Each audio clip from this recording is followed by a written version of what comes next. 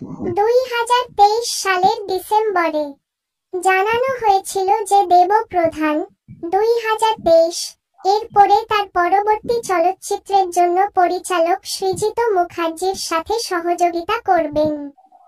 ফিল্মটির production house 25 December 2023 তারিখে তাদের social media হ্যান্ডেলগুলিতে কাস্টের প্রধান নাম সহ ছবির অফিসিয়াল পোস্টার প্রকাশ করে মুখার্জি এবং দেবের মধ্যে সহযোগিতার বিষয়টি নিশ্চিত করে।